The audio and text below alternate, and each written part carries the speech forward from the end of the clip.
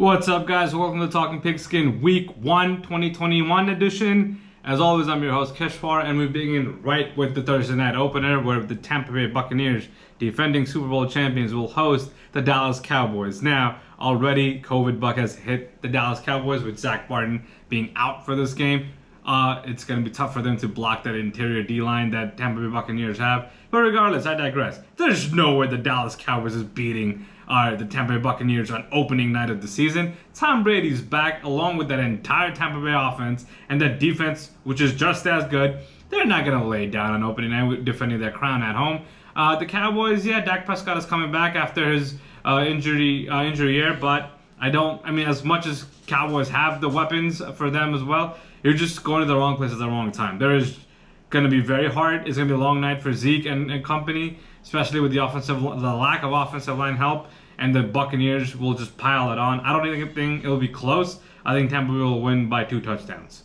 Now, I'll move over to Sunday's game. We got the Buffalo Bills over the Pittsburgh Steelers. The Buffalo Bills are one of the favorites of this season, and I think they're going to start the season strong at home hosting the Pittsburgh Steelers. Yes, Big Ben lost some weight. Yes, the Steelers are always a contender, but I don't think this year they're going to be much of a factor. I think going to Buffalo is just going to be a buzzsaw they're going to run into. Josh Allen, I'm sure, is still heated from the loss in the AFC title game against Patrick Mahomes and the Chiefs.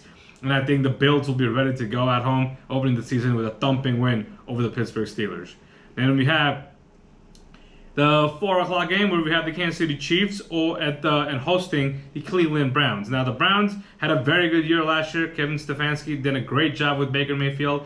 Perhaps may have revived his career with his play calling, with Nick Chubb and Kareem Hunt running the ball, and the receivers doing their job. But you're going to Arrowhead, you're going to Patrick Mahomes' home. It's just going to be tough for them to come out victorious week 1. Mahomes back and better than ever. Yes, Super Bowl was tough.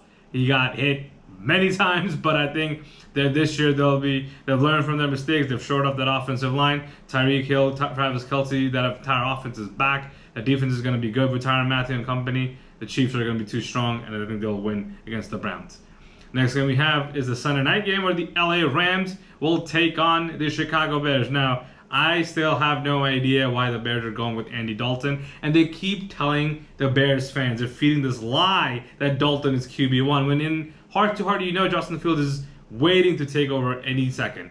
The Rams, with Aaron Donald and company, will make Dalton miserable on Sunday night. This is the first game in the SoFi Stadium with fans in the stands. The Rams will be jacked and ready to go. Matt Stafford is a new quarterback. He won't have the issues that Jared Goff did. The Rams offense will be electrifying. Sean McVay will have them dialed up. I think this game will be another blowout. I've said blowout many times this week 1, but again, that's just how the season starts. I don't think the Bears will keep it close. I think Rams will be all over them.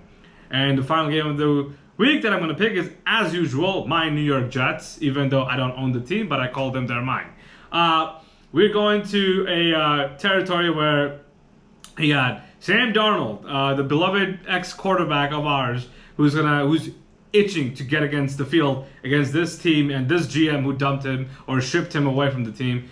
Of course, it was the logical thing to do. There was no other way to go about it this offseason other than to get rid of him. Just need to change the scenery. But I think Sam Darnold, with an actual offensive arsenal in Carolina, with Christian McCaffrey and all the Robbie Anderson, Terrence Marshall Jr., and DJ Moore, he has a good weapons around him. And I think they will be able to pile on against the Jets, who have no secondary, mind you, who have no linebackers. We have a very good D-line, but if the D-line isn't going to pressure in Sam Darnold's face, we're not going to be doing any damage. The only good thing is Sam Darnold is turnover prone, so if we can force some turnovers and let the offense work with short field, we might do some damage.